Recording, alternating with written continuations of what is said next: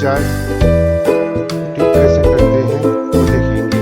तो चलिए दोस्तों वीडियो शुरू करते हैं। पहले हम इसकी पूंछ निकालेंगे। अभी हम उसको नया पूंछ डालेंगे।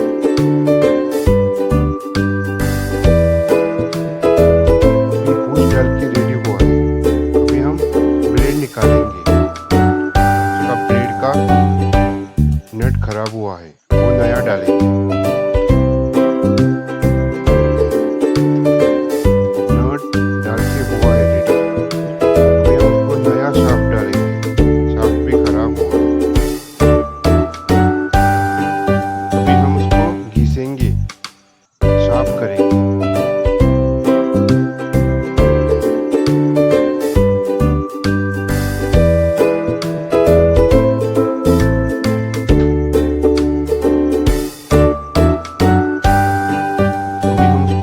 डाल के जरा लो